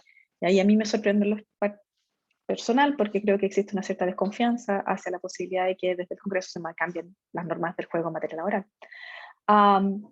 Seguridad social yo se las mencioné, y iniciativa exclusiva en materia de gasto. Y esa es especialmente delicada porque díganme algo que se quiera cambiar en el sistema legislativo que no genere gasto. En la mente de nuestros parlamentarios, esos son los delitos. Por eso, los parlamentarios, cuando se genera cualquier problema social, la respuesta inmediata que tienen es, hagamos un delito o aumentemos las penas. Lo que tiene como correlato que tenemos una cultura súper punitivista para responder a problemas que tal vez no necesitan más delitos ni más represión, y lo que necesitan es otro tipo de inversión fiscal. Y por si eso no fuera poco, el presidente además, o la presidenta, tiene la posibilidad de definir qué proyectos se ven y a qué ritmo. Y esa es la institución de las urgencias. Entonces, si el presidente tiene interés en que se mueva un proyecto y no otro, puede imponer su voluntad al Congreso. Esa voluntad también tiene costos, ¿no? Estableciendo que tiene un proyecto de urgencia, que puede ser simple, suma, etc. Entonces, básicamente el presidente nombra todos los cargos relevantes, o sea, distribuye el poder. El presidente tiene iniciativa exclusiva en un montón de materias que son tremendamente relevantes. Y además define cómo y cuándo se van a discutir esos proyectos. Entonces, el poder que ejerce el presidente de la República sobre el Congreso, sobre el aparato estatal completo, es realmente determinante. Y eso tiene un sinfín de consecuencias, ¿no? Que yo creo que no deberían ser soslayadas en un debate acerca del modelo de gobierno, ¿no? Una tiene que ver con que el primer punto, el de los nombramientos, ¿no? Tiene un efecto clientelar súper duro hacia el sistema político en general. Entonces, si el presidente quiere congratularse o quiere obtener los votos o quiere avanzar para un determinado proyecto, lo más probable es que tenga que administrar esos nombramientos de una forma que sea eficiente. Espero no espantar a nadie con lo que estoy diciendo, pero eso genera una relación perversa en términos de incentivos hacia la cooperación entre el Parlamento y el Ejecutivo. Es mejor para los parlamentarios cobrar sus votos que ser parte de coaliciones donde se compartan proyectos, donde se comparte una visión común de país. Y fracciona y enloda la capacidad del sistema político de convocar y de generar proyectos que estén enfocados no en el interés individual de los incumbentes, sino en el del país. Por otra parte, la figura del Congreso frente a este presidente que es todopoderoso es a ratos de una comodidad absoluta, ¿no? Los parlamentarios no tienen necesariamente ninguna consecuencia a partir de actuar de forma irresponsable. Entonces, un buen ejemplo es lo que está pasando con los retiros de los fondos de pensiones. Uno podría decir, y lo han dicho los parlamentarios, hubo una pasividad en un principio del gasto fiscal, que fue, entre comillas, solucionado a partir de esta política de los congresos de los retiros, pero lo cierto es que esto está generando perjuicios reales en el mercado de capitales y en el sistema de pensiones en general, ya sea que uno quiera pasar de un sistema de capitalización individual o a uno de reparto incluso. Para cualquiera de esas hipótesis necesitas contar con fondos, con dinero, con ahorros, y eso está desapareciendo. ¿Hay alguna consecuencia asociada para esos parlamentarios al respecto? No necesariamente. El Congreso no tiene la necesidad de comportarse de una forma responsable porque asume y descansa en que la figura del jefe de gobierno y del jefe de Estado, que es el presidente, tenga que hacerse cargo de todo aquello. No tiene ninguna responsabilidad en el gasto, no tiene ninguna responsabilidad en la conducción económica. Entonces, los dejamos en esta especie, repito, de infantilismo. Y por si fuera poco, evidentemente que cuando yo concentro tanto poder en una única figura, como es la del presidente de la República, yo puedo atribuirle, si las cosas están bien, éxito, y va a ser tributario de todo tipo de loas y admiración, ¿no? Pero si las cosas no están tan bien, también va a ser muy fácil identificarlo como el único causante del fracaso institucional. Y en ese sentido, se vuelve muy frágil la figura del o de la presidenta. Y podemos ver que los gobiernos Claudia, quedan parten, 5 minutos. perfecto, termino antes que eso. Los gobiernos parten con una disposición súper positiva por parte de la ciudadanía. Todo el mundo quiere sacarse una foto con el candidato que va ganando, ¿no? Y al menos al principio también es importante tenerlo cerca por el tema de la repartición de cargos. Pero después, cuando las cosas se van complicando, los incentivos a abandonar el respaldo al Ejecutivo y, peor aún, a hacerlo responsable de todo aquello negativo, son súper altos. Piensen en, no necesariamente en el gobierno del presidente Piñera, porque él tiene un Congreso adverso, pero piensen en el gobierno de la presidenta Bachelet. Ella tenía mayoría en ambas cámaras y no obstante, no era extraño, sobre todo en la segunda mitad de su gobierno, que los parlamentarios parecieran detractores del gobierno y no parte del gobierno. Entonces hay algo ahí en ese diseño institucional que tenemos actualmente que está siendo ineficaz, que está generando incentivos perversos para tomar decisiones que no son correctas o simplemente para paralizar al sistema político, ¿no? Entonces la pregunta ahí es, bueno, ¿hacia dónde transitar? Y yo creo que mi humilde opinión, siendo abogada, no politóloga, es que este es un buen momento para atreverse a pensar en un sistema distinto. Para hacerlo con responsabilidad, por supuesto. Para hacerlo de forma situada, evidentemente. Pero creo que el sistema presidencial es, al menos en este diseño que tenemos, no me niego a mirar cómo podría morigerarse o generarse otro tipo de coordinaciones. Debería ser superado. Y a mí me gustan mucho los sistemas parlamentarios. Creo que dotan de mucha estabilidad a los países. Uno puede ver que pueden pasar algunos meses sin que haya un primer ministro y la democracia sigue funcionando. Y si hay algún conflicto, puede salir el primer ministro y puede fijarse otro personaje, ¿no? Pero hay un jefe de Estado. Tiene la gracia de tener partidos políticos potentes que nos dan de estabilidad. Y aquí yo tomo distancia yo comprendo las críticas a los partidos políticos, pero creo que el mejor ejemplo para salir a rescatarlos y abrazarlos es de la lista del pueblo. Tratar de generar caudillos o grupúsculos que no están sometidos a las reglas generales de probidad, transparencia y financiamiento de la política es muy complejo y yo preferiría tener una participación más institucional. Dicho lo anterior, comparto con Claudio Alvarado que es muy complejo en un contexto en el cual es difícil movilizar a las personas a votar porque había una despolitización de la sociedad chilena muy potente en los últimos años y hay muy pocas instancias de participación. Si nosotros les decimos a los chilenos, ¿sabe qué? Usted ya no va a poder votar por el presidente, lo va a escoger el Congreso, sí, esa manga de personas a la que usted no confía, yo creo que eso es complejo. Creo que es complejo, no creo que sea imposible. Así como las personas decidieron votar, tener una nueva constitución en un acto que no es evidente que la constitución vaya a solucionar los problemas concretos, pero sí lo hizo nuestra ciudadanía y de una forma masiva, creo que uno podría presentar un buen caso sobre esto.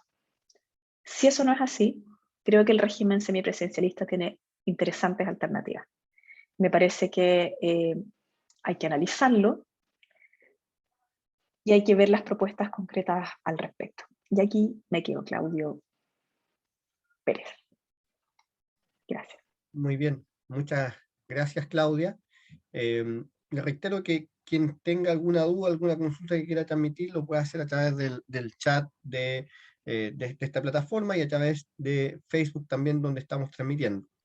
Yo, antes de dar palabra para que puedan interactuar ustedes, Claudio y Claudia, quisiera preguntarle respecto de, tú terminaste, Claudia, hablando del tema de partidos políticos, y a mí me parece que es un tema clave precisamente en toda la discusión que estamos teniendo sobre tipo de gobierno, modelo de gobierno. Entonces les quisiera preguntar a los dos, Claudia, si puede profundizar un poco más respecto al tema de los partidos, Claudio Alvarado también lo mencionó un poco, cómo el necesario fortalecimiento de los partidos políticos precisamente empalma con la discusión que podemos tener sobre la forma de gobierno, y agregaría a eso el tema del voto obligatorio, que está en discusión también, cómo precisamente poder generar mayor legitimidad, mayor participación, mayor credibilidad y confianza en los partidos políticos, en las instituciones, en el marco de la discusión de la forma de gobierno que se abre en la convención y que estamos teniendo esta tarde. Doy la palabra en orden inverso para responder, si te parece, Claudio, y después Claudia, y vemos si es que tenemos alguna pregunta del público o después podemos hacer la interacción entre ustedes que quieran tener. Claudio.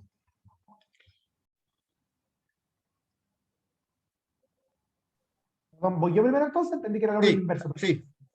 Perdón, me expresé mal. Pero Claudio. igual da Voy, para voy. confundirse, Claudio, Claudia, como... Sí. Sí. Dale tú. A ver, sobre los partidos, chuta, dos reflexiones generales, pensando en voz alta, como se dice. La primera es que son fundamentales, y yo en eso coincido plenamente con lo que decía Claudia Sarmiento, vamos a decir los apellidos para que quede claro. Coincido plenamente porque el ejemplo que pone además de la lista del pueblo es muy bueno, creo que es muy ilustrativo de los problemas que genera, digámoslo así, de modo provocativo, la idolatría de los independientes. No tiene por qué ser siempre así, pero hay un riesgo real respecto de esa aparente independencia. Yo creo que una parcialidad explícita y bien regulada es mejor que una supuesta neutralidad y además desregulada con los problemas que hemos visto. Y los partidos son fundamentales, sobre este primer punto agrego, porque gran parte de nuestro problema, de nuestra crisis, puede ser entendida como una crisis de mediación política. Tenemos la progresiva incapacidad de articular múltiples demandas, anhelos, inquietudes, deseos ciudadanos, que son muchos, muy diversos, a ratos aparentemente irreconciliables entre sí. Y bueno, la única manera de procesar eso es mediante instituciones mediadoras, instituciones que sean capaces de producir instancias de deliberación, a partir de las cuales se logra priorizar, se logra empujar programas y proyectos que articulan, que ordenan esas demandas, que les dan un sentido de, digamos, la posibilidad de una canalización en proyectos colectivos. Entonces sí, los partidos son fundamentales, y me parece que para volver a legitimarlo, esta es la segunda reflexión, se requieren a su vez dos cosas. Primero que todo, resultados. A mí me llama la atención, esto está presente en lo que voy a decir ahora en nuestro debate público, pero está presente siempre de modo lateral, secundario. Para volver a legitimar el sistema necesitamos dotarlo de mayor eficacia, que las personas perciban resultados concretos en los temas que son prioritarios para ellos: salud, educación, pensiones, delincuencia. O sea, parece que una parte de la legitimación de los distintos actores políticos, incluyendo los partidos, va a tener que ver con mayores resultados, y por eso es tan importante el debate que estamos abordando aquí, a propósito de cómo destrabar el conflicto entre Ejecutivo y Congreso. Y el segundo aspecto que es clave para dotar de mayor legitimidad al sistema y en particular a los dirigentes, a los políticos profesionales, a los partidos políticos, tiene que ver, digámoslo así, con una cuestión muy compleja, y es que la salud del gobierno, la credibilidad del sistema político en general, no se juega únicamente en el entramado de preceptos constitucionales, de normas legales, y esto es muy notorio partiendo desde el presidente de la República, ¿cierto? O sea, el que porta la piocha O'Higgins, para gozar de autoridad y no solo de poder, tiene que estar a la altura del encargo que significa ese rol, esa autoridad. O sea, aquí necesitamos autoridades políticas que estén dotadas de un mínimo de disposiciones morales, de virtud cívica, que sean creíbles para la población. Y yo sé que esto suena a veces un poco romántico, idílico, pero creo que es fundamental. O sea, necesitamos, junto con estos arreglos institucionales que estamos conversando, personas que realmente resulten creíbles en cuanto a autoridad. Y en ese sentido, yo creo que nuestro problema es muy complejo, porque, por decirlo así, con esto cierro el punto, el contexto de polarización en principio no favorece la responsabilidad, sino que la irresponsabilidad. El contexto de polarización, el ánimo de corto plazo, lo que favorece son los cuartos retiros, digamos. Como muy bien explicaba Claudia, implica destruir lo poco que queda de sistemas de seguridad social sin ofrecer nada a cambio. Nosotros para volver a tener autoridades creíbles, no solo necesitamos, y prestigiar entre los partidos políticos, no solo necesitamos un entramado institucional mejor logrado, sino que además necesitamos políticos que rompan con eso, que estén dispuestos a romper con eso de manera sistemática. Y eso es muy difícil porque en el cuadro en el que estamos entrando, esto quizás suena un poco exagerado, pero yo creo que requiere algo así como heroísmo. Astucia política y heroísmo. Requiere, por decirlo así, ahora sí que cierro el punto, perdón lo que me haya alargado, requiere actitudes como las de Patricio Aylwin el año 84. Ayer Jaime Baza decía que esa generación tuvo poca imaginación política. A mí me parece que no hay ninguna generación hasta ahora que haya tenido mayor imaginación política que aquellos que lograron crear, articular de manera creativa, ingeniosa, original, un tránsito pacífico de la dictadura a la democracia. Requerimos ese tipo de virtudes, de actitud de responsabilidad hoy día, y me temo que escasea salvo pocas excepciones. Bien, muchas gracias, Claudio. Claudia Sarmiento. Ok, entonces, los partidos políticos, yo creo que yo distingo una virtud en el paso del binominal al sistema proporcional atenuado. De hecho, creo que si hubiéramos mantenido el proporcional, no estaría, o sea, el binominal no estaríamos siquiera en una hipótesis de convención constitucional, porque no habrían estado los votos para modificar el capítulo 15. Y eso podría haber sido peor. Pero, o sea, yo creo que la salida institucional del 15 de noviembre es la mejor alternativa, verdaderamente, la suscribo. Lo que no significa que no tenga que haber un piso de entrada para el sistema. Y creo que ahí coincido con Claudio Alvarado sobre la necesidad de que sea fácil generar un partido político, pero que no tengamos miles de partidos políticos, porque si no, esa atomización hace que sea muy difícil darle cualquier sentido o gobernabilidad al sistema, ¿no? Y también, como decía Felipe, los partidos políticos tienen un sentido, no son la pyme de alguien, ¿no? Entonces, tenemos que tener ciertos límites y formas en las que puedan entrar. Yo tengo algunas inquietudes sobre la participación en general. Yo creo que nosotros podemos tener un diseño institucional que además va a tener definitivamente ajustes. O sea, no me imagino que la Constitución del 2022 vaya a mantenerse intocada por 10 años. Digamos, lo que la primera, digamos, lo primero que se defina va necesariamente a verse modificado conforme vaya probándose lo que efectivamente se indica. Pero lo que sí me preocupa es que si la participación es importante, si la democracia es importante y realmente todos creemos que es así, entonces tenemos que generar las condiciones para que haya un ethos social que lo sostenga. Y ahí distinguir la relevancia de la participación no solo en la esfera política, sino en otros espacios. Promover y defender la participación política como una cuestión que no esté escindida de los cuerpos intermedios, que es una cuestión que es muy clara en la Constitución del 80, ¿no? Usted puede ser un líder gremial, pero usted no es un político, ambas cosas conviven en terrenos separados. Hay sanciones para quienes tratan de cruzar ese río, ¿no? Si nosotros permitimos abrir las puertas de la política, si permitimos educar en participación, en democracia, si entendemos que hay distintos espacios de participación en los trabajos, en los colegios, en diferentes lugares, si generamos una cultura que sea un soporte de la democracia, creo que vamos a ver cambios en el camino largo.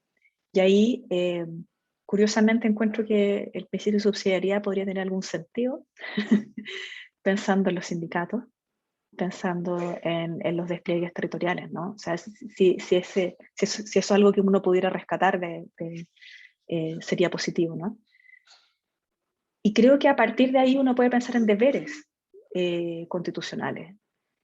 Poco hablamos de deberes, sé que parezco medio totalitaria con lo que estoy diciendo, como derechos colectivos, los deberes, pero sinceramente creo que para tener una sociedad donde tengamos justicia social, donde tengamos participación y una democracia robusta, es fundamental que todos seamos partícipes del sistema y no espectadores. Por tanto, yo soy una activa creyente del voto obligatorio. Creo que la definición del voto voluntario fue una mala decisión y me gustaría que se discutiera y se revirtiera.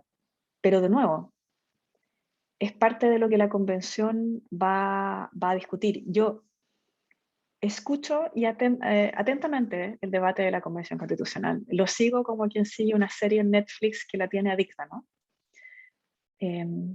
Y claro, tiene discursos altisonantes, tiene momentos de tensión, situaciones y definiciones con las que a veces no me siento cómoda, pero al final del día van bien, van tomando las decisiones correctas, ¿no? En 3 meses se dotaron de reglas de funcionamiento, tienen comisiones que van a empezar a trabajar, una de ellas va a abordar el tema que es la materia que hoy nos convoca, y espero que por primera vez este ejercicio en democracia, este ejercicio sin intervención militar, este ejercicio en el cual no tenemos intervención externa, literalmente, no hay ningún estadounidense muy interesado en lo que nos pueda pasar a nosotros, ¿no? Nos invite a construir un futuro común. Y ojalá que encontremos un régimen de gobierno mejor que el que tenemos ahora y que nos permita volver a recobrar la fe en el sistema político.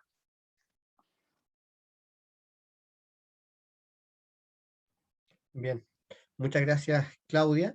Yo les voy a dar a cada uno de ustedes unos 4 minutos para algunas ideas de cierre que quieran realizar, algunas reflexiones en el marco de este seminario. Claudia Alvarado y después termina Claudia Sarmiento. Bien, yo quisiera volver a agradecer a Claudio, bueno, y en la persona de Claudio Alcet, por supuesto, también a Claudia, a Felipe que ya se fue, ha sido un agrado compartir con ustedes esta conversación, como suele pasar en los eventos del CET. Insisto en que, a riesgo de parecer majadero con esto, en que es muy importante hoy día propiciar estos espacios de encuentro, de diálogo, en el cual seamos capaces de escucharnos, de estar atentos a lo que dice el otro, de tomarnos en serio la postura del adversario, porque para estar en presencia de la casa de todos y todas, como dice el eslogan, ¿cierto?, a partir del libro de Patricio Zapata, necesitamos, bueno, justamente este tipo de ejercicios, que a mí me parece que a ratos algunos segmentos de la convención han olvidado, ¿cierto?, la tolerancia al disenso político, la capacidad de escucharnos y de tomarse en serio la postura de quien en principio piensa distinto. Creo que todo esto es muy importante, así que yo quisiera partir valorando el ejercicio y la invitación. Y después quizás aprovechar estos minutos que siguen más que para un balance o reiterar algunas ideas que ya se dijeron, quizás para añadir algunas que no tuve tiempo de decir en la presentación inicial. Concretamente, yo quisiera explicar, voy a hacer una gran idea, digamos, ya que es poco tiempo para no alargarme demasiado, por qué yo soy un poco escéptico respecto de la fórmula semipresidencial. Entendía el modo en que habitualmente se ha presentado nuestro debate político, porque la verdad es que en la experiencia comparada, ¿cierto?, hay distintos tipos de semipresidencialismo, pero estoy pensando en el modo en que habitualmente se ha presentado por parte de algunos convencionales, algunos líderes de opinión, un jefe de Estado electo por sufragio popular, o sea, mantener el presidente de la República, supuestamente dedicado a cuestiones de índole más bien diplomática o estratégica, y un primer ministro, jefe de gobierno sujeto a la confianza del Parlamento. A mí me parece que esa propuesta, tal como se ha presentado, insisto, de manera más generalizada en nuestro debate político, parte desde un punto que es correcto, y es que es muy difícil gobernar si no se cuenta con respaldo parlamentario. Por eso muchas de las cosas que hemos dicho aquí los 3 panelistas hoy día tienen que ver justamente con intentar favorecer mayorías parlamentarias. En ese sentido, la lógica subyacente a este tipo de planteamiento a primera vista resulta sensata. Además, muchas veces dicen algunos, bueno, a mí me gustaría más un régimen parlamentario en abstracto, pero al ser muy difícil transitar de un día para otro a ese tipo de figura, el semipresidencialismo ofrecería un híbrido, una salida intermedia que sería más positiva. Y muchas veces se pone como ejemplo de esto el caso francés, ¿cierto? Y a mí me parece que ese es el mejor ejemplo de por qué esto no es tan sencillo. Este formato híbrido galo no se entiende bien sin conocer la trayectoria de la Quinta República Francesa. Cuento corto, porque sé que es muy breve el tiempo. Luego de la guerra de Argelia en 1958, el general de Gaulle fue mandatado a articular una nueva constitución, pero bajo la condición, o sea, varias condiciones, pero entre otras, a efectos de lo que nos convoca, de mantener la responsabilidad del gobierno ante el Congreso, que es un rasgo típico del parlamentarismo. Y como el general no estaba dispuesto a ser controlado por los partidos, se llegó al formato ecléctico. El formato, en principio, permite que el primer ministro sea destituido por la mayoría parlamentaria, pero la verdad es que la Constitución francesa otorgaba antes, y con el paso del tiempo se le han introducido reformas que otorga más poderes al presidente de la República, esta figura supuestamente decorativa, al punto que nosotros en Francia pensamos siempre en el presidente Macron, no estamos pensando en el jefe de gobierno. De hecho, existe la posibilidad no solo de disolver la Cámara Baja, sino algunos mecanismos de disciplinar al Parlamento que en verdad aquí serían inaceptables. Pienso en el artículo 49.3 de la Constitución francesa que no alcanzo a desarrollar, pero que aquí en Chile sería, me parece, muy resistido ese tipo de forma. Además, después se han efectuado modificaciones que fortalecen más las facultades presidenciales al punto que se ha vuelto virtualmente imposible una cohabitación, o sea, un ministro de un color distinto al jefe de Estado. Y esto en palabras de autores que son críticos del presidencialismo, como Bruce Ackerman, lleva a que el modelo francés, este supuesto híbrido, en verdad sea, cito textual a Ackerman, superpresidencial, más superpresidencial que el modelo estadounidense. Me parece que eso ayuda a comprender una anécdota que se cuenta entre el presidente Piñera y el expresidente Sarkozy. Sarkozy le habría dicho a Piñera que el sistema semipresidencial en Francia no existe nunca. Cuando el presidente tiene mayoría es presidencial, cuando el presidente no tiene mayoría es parlamentaria, lo cual ya sabemos que además hoy día pasa tarde mal y nunca. Entonces el consejo sería escoger uno u otro, pero no se compren esa ficción. Y me parece que es un buen motivo para intentar, volviendo a lo que decía al principio, tener una reflexión situada, que en mi caso apunta a reformar de manera importante el presidencialismo que tenemos, pero no abandonarlo por mi temor de alejar aún más a la política de la ciudadanía. Creo que el propósito tiene que ser el contrario, acercarlos más y tener un sistema político más eficaz que nos ayude a superar algunos de los problemas en los cuales estamos inmersos. Muchas gracias nuevamente, ha sido un gusto estar aquí. Muchas gracias, Claudio Alvarado. Ahora corresponde el cierre para Claudia Sarmiento. Muchas gracias. Claro, al régimen francés le dicen hermafrodita, ¿no? Como que podría ser una cosa u otra, pero nunca es el híbrido. Tiene su... Yo tengo la claridad de que nuestro régimen tiene dificultades y que esas dificultades tienen que ser superadas. También tengo la tranquilidad de que la buena parte de las personas que están reflexionando sobre este tema parecen estar conscientes al menos de parte de aquellas dificultades. Entonces hay un diagnóstico que es parcialmente compartido. ¿Cómo se construye lo que viene? No está del todo claro, ¿no? Evidentemente que no hay ni un sistema perfecto, no hay ni un sistema único ni puro. Lo más probable es que hayan un sinfín de híbridos y soluciones intermedias que sean lo más parecido a lo que nosotros queremos hacer como pueblo. Lo que me parece interesante de destacar es precisamente la reapropiación y el resurgimiento de la figura de pueblo como sujeto político, de devolverle a la política la capacidad de ofrecer resultados dentro de los márgenes y cánones del derecho, que duda cabe, pero no limitada o sujeta o esclava a ciertas formas de entender la política como la Constitución del 80 tenía atada, ¿no? Y por eso mismo espero y tengo la confianza, porque tal vez soy una patológica optimista, que los convencionales van a sentir el peso de la responsabilidad que les asiste, a diferencia de lo que a veces creo que pasa en el Congreso, ¿no?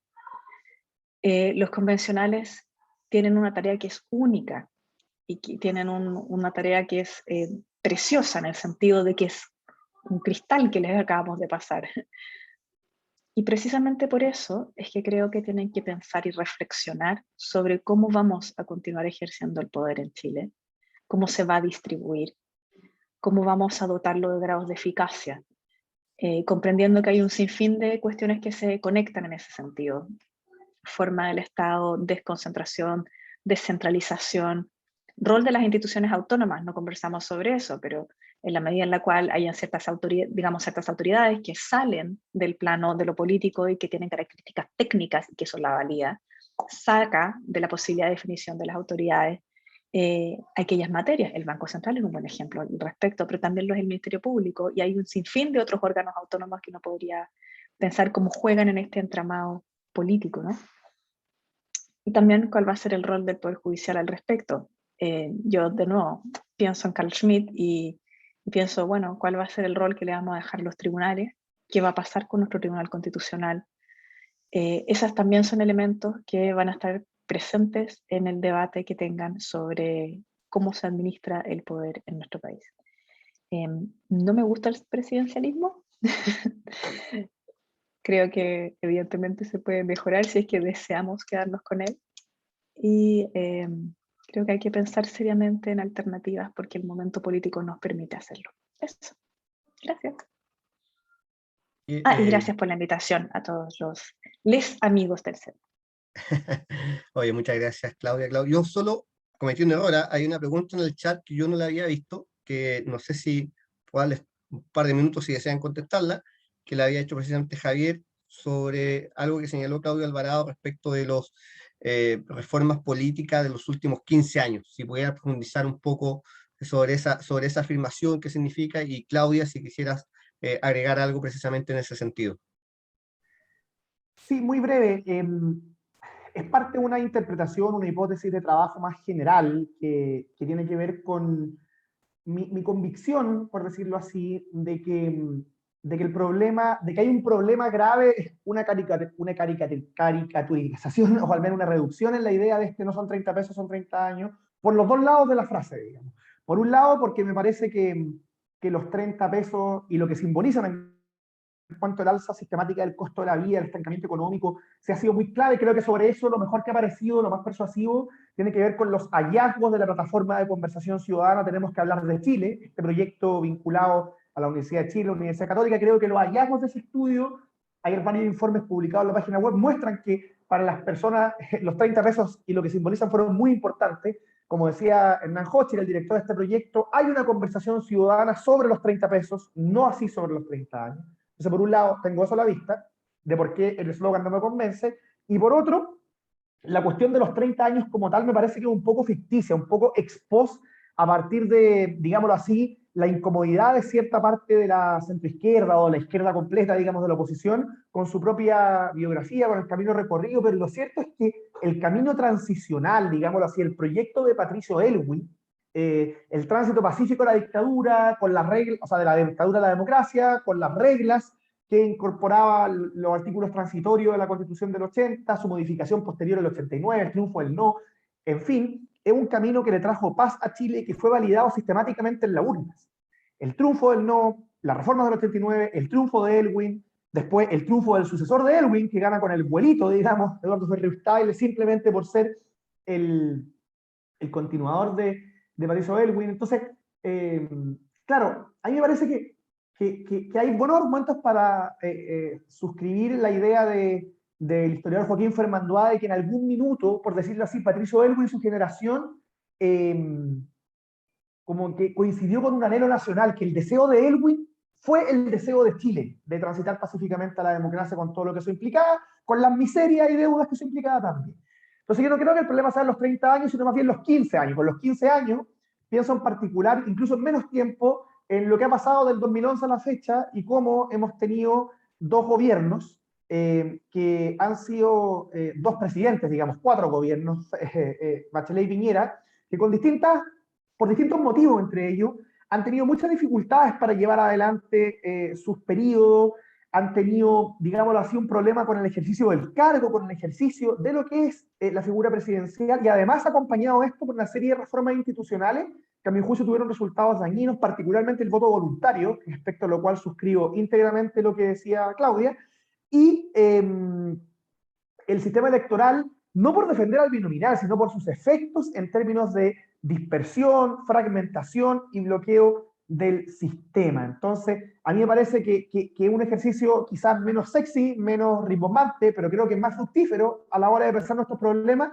poner el acento, la lupa en qué nos pasó, por decirlo así, después del año 2005 en adelante. Y en fin, aquí me podría explayar mucho, pero no tenemos tiempo, pero hay algunos hallazgos a nivel de la sociedad interesantes, y cierro con esto un ejemplo. Los trabajos de Katia Araujo, que han sido muy, muy comentados, muy celebrados, bueno, en su hallazgo también hay algo parecido, que los problemas de desafección vienen también de esa época, del año, empiezan a verse, digamos, de manera muy sutil, en sus trabajos de campo, del año 2000, 2005, 2006, incluso antes. Entonces, yo por todo esto, y cierro aquí, y agradezco nuevamente la invitación, creo que sí son 30 pesos y son 15 años o incluso menos. Muchas gracias nuevamente, ha sido un gusto estar aquí. Gracias, Claudio.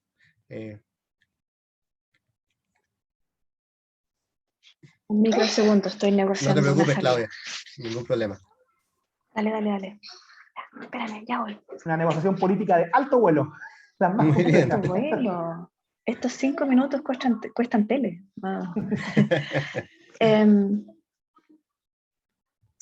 no son 30 pesos, son 30 años. A ver, son 30 pesos porque evidentemente la mayoría de las personas, todos nosotros, vivimos de condiciones materiales inmediatas, ¿no?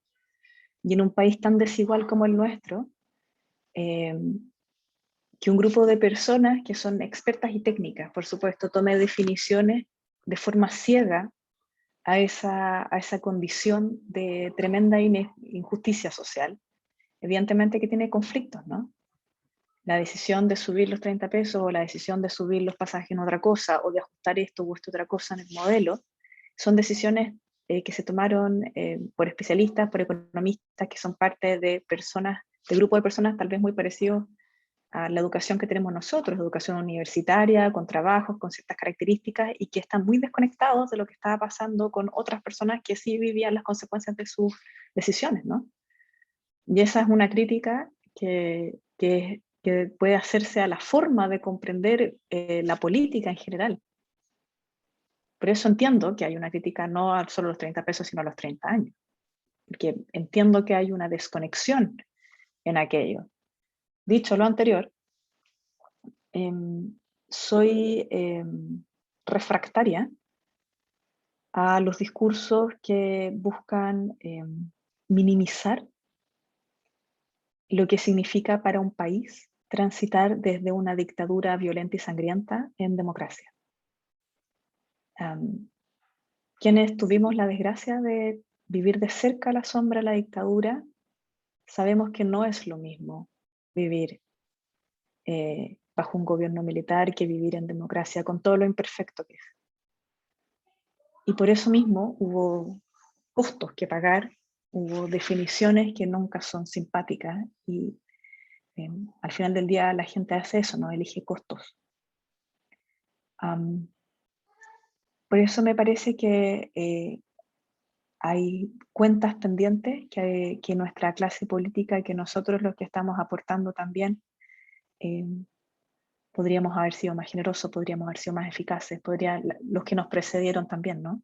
Hay un ejercicio también de juzgar a toda una generación con eso. Pero tampoco podemos hacer un ejercicio miserable y no reconocer lo que se hizo y lo que se avanzó. Y eso no es solo virtud de un solo sector. Acá hubo un conjunto de personas que fueron capaces de reencontrarse. Queda mucho pendiente, por supuesto. Basta con ver el documental de colonialidad para saberlo, ¿no? Pero aún así, de nuevo, yo tengo fe en la Convención Constitucional, tengo fe en que, de nuevo, en democracia, mirándonos, ejerciendo por primera vez una soberanía en estos términos, podamos encontrar un futuro común. Eso. Y sigo pensando que fue una buena idea sacar el binominal. Sorry. Pero yo también, mi problema es con el reemplazo, no con sacarlo, con el reemplazo. Y voy a decir una última cosa, Claudio, que me cayó así, aprovechando lo que lo que dice Claudio es muy interesante, en fin, daría para otra conversa más larga, pero a propósito de eso, de no minusvalorar los sacrificios involucrados o la gesta la que estuvo detrás con lo positivo que tuvo y no solo lo negativo. Y a propósito de su confianza en la convención, yo tengo un ánimo constructivo con el proceso, aunque reconozco que estoy un poco decepcionado de algunas cosas en la convención y preocupado, pero pensando en que las cosas resulten bien, creo que es clave rescatar algo de ese periodo del cual comentábamos en esta última intervención con Claudia. Ascanio Cavallo, en Los Hombres de la Transición, en una de sus últimas páginas, dice algo así como, pensando en el Congreso de los 90, la primera sesión muy tensa del Congreso de los 90, dice que algo que llamaba la atención, creo que la cita textual es que todos querían que esto resultara bien. Y me parece que ese tiene que ser el espíritu de la convención, que ojalá todos quieran que esto resulte bien. Ahí me quedo. Muchas gracias nuevamente por la invitación. Ha sido un gusto estar aquí. Bien, muchas gracias, Claudia Sarmiento, Claudio Alvarado, por habernos acompañado, Felipe Arboe, que tuvo que retirarse antes. La verdad es que fue un muy buen seminario, un muy grato diálogo en el marco del ciclo de diálogos constitucionales que hemos organizado con la Fundación Konrad Adenauer. Así es que desde ya los vamos a invitar a nuestros próximos seminarios y, por cierto, al libro que presentaremos con distintos artículos de quienes han participado en este ciclo de seminarios en el mes de diciembre. Muchas gracias y que tengan una muy buena noche a esta altura del día ya. Así que buenas noches. Adiós. Chao, Chao, que gracias, esté que muy estés muy bien. bien. Chao, Chao, chao. chao.